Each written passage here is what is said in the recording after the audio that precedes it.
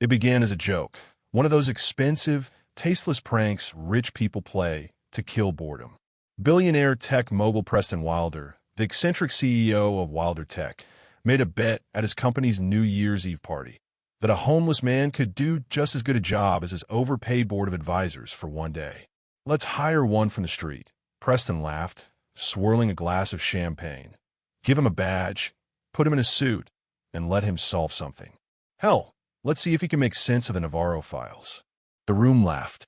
The Navarro files were legendary at Wilder Tech.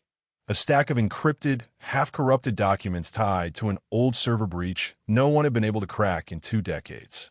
It was Preston's white whale, unsolved, embarrassing, and completely buried. Thomas Reed hadn't always been homeless. 20 years ago, he was a systems analyst at a now-defunct cybersecurity firm. But a house fire, a lost child, and a wife who couldn't bear the grief turned his life into a tragic spiral. Eventually, he just stopped trying. The streets became his therapist, his punishment, and his home. He was sitting on a park bench, nursing a lukewarm cup of black coffee when the limo pulled up. A man in a 3-piece suit stepped out with the enthusiasm of someone offering candy to a ghost.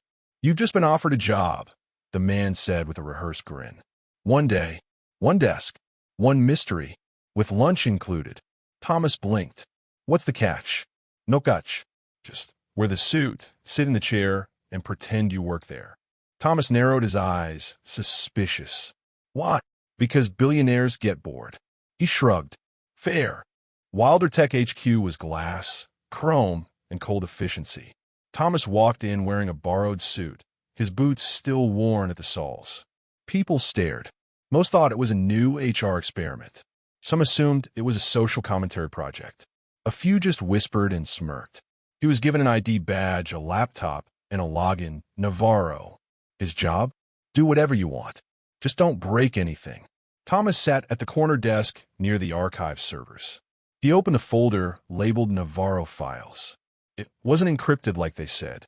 Not really. It was mislabeled.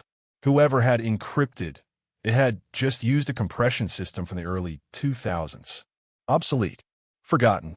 But Thomas recognized it. His old firm had written it. He himself had worked on its source code. He stared at the files, heart pounding. These weren't just company documents. They were stolen source code fragments from his old firm. Dates, IP logs, project code names. Wilder Tech didn't get hacked. It did the hacking. By noon, Thomas had recompiled the files using tools he hadn't touched in 2 decades. A lot of it was corrupted, but some of it was perfectly intact. Client names, private conversations, even whistleblower documents marked "Do Not Distribute." The Navarro files weren't a mystery.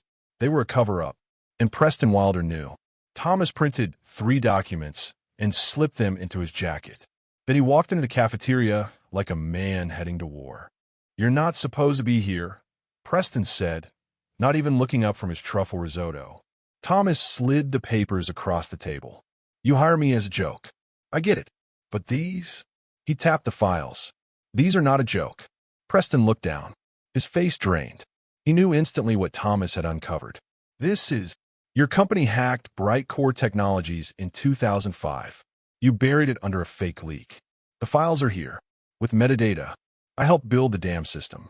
I recognize my own code." Preston laughed awkwardly, eyes darting. "You've got imagination. This is ancient history, man. Then why is this still on your servers?" Preston didn't respond. Thomas leaned in. "You lost someone 20 years ago, Preston." "What?" "I did. My son. My career. Everything. But you?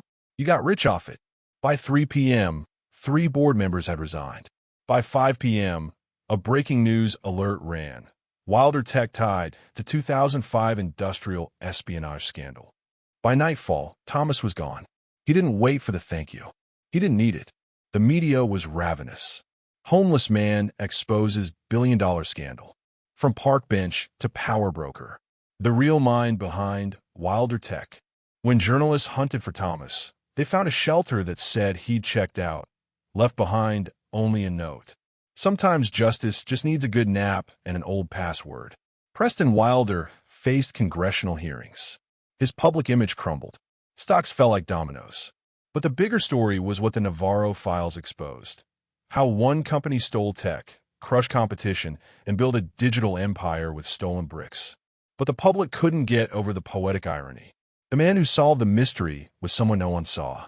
A nobody who turned out to be the one man who could see what no one else could.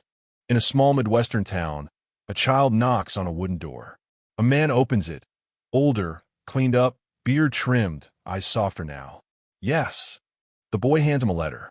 Are you Mr. Thomas Reed? He nods. The letter is from a private investigator. Inside, a photo of a girl, now a teenager. His daughter. She didn't die in the fire. She'd been adopted, misfiled, renamed. All these years, tears fall without sound. Sometimes the universe waits for you to stand up before it decides to let go of its secrets. And sometimes, it only takes one broken man to break a lie. The billionaire played a joke, but the streets sent back a legend.